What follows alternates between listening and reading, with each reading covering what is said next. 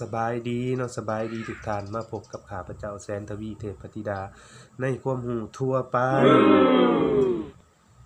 มื้อนี้ข้าพเจ้าก็จะมาแบ่งปันแล้วก็มาแนะนำการดื่มน้ำในระหว่างวันเฮ็ดแนวใดให้สุขภาพเราดีขึ้นเนาะคลิปแรกข้าพเจ้าก็แนะนำไปแล้ว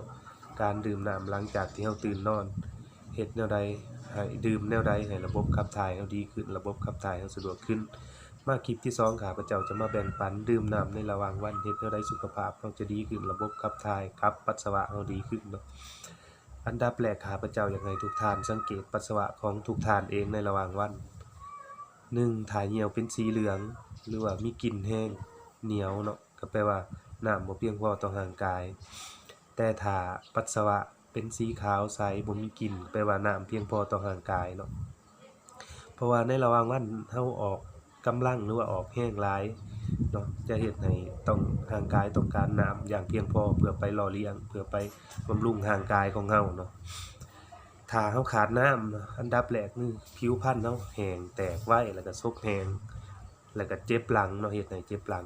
ถ้าผู้ใดมักเจ็บหลังในระหว่างวันหรือว่าตอนเฮาเฮ็ดเวียกให้ดื่มน้ำหลายๆเนาะแล้วก็ให้เฮาระบายออกทางปัสสาวะให้หลายๆแล้วก็จะเฮ็ดให้อาการเจ็บหลังของเฮานั้นดีขึ้นไปเรื่อยๆเนาะอันนี้คือเคล็ดลับง่ายๆการดูแลร่างกายดูแลสุขภาพพื้นฐานเบสิกง่ายๆเนาะทุกท่านให้เอานำไปปฏิบัติแล้วก็นำไปใช้เนาะรับรองว่าสุขภาพของทุกท่านดีขึ้นแน่นอนเนาะถ้าทุกท่านคิดว่ามันเป็นประโยชน์ก็ให้ทุกท่านนำไปใช้นำไปปฏิบัติแล้วก็ฝากติดตามให้กำลังใจกดไลค์กดแชร์ให้ข้าพเจ้ามีกำลังใจเฮ็ดคลิปต่อไปอีกเนาะส่วนคลิปนี้ก็ขอขอบใจเนาะ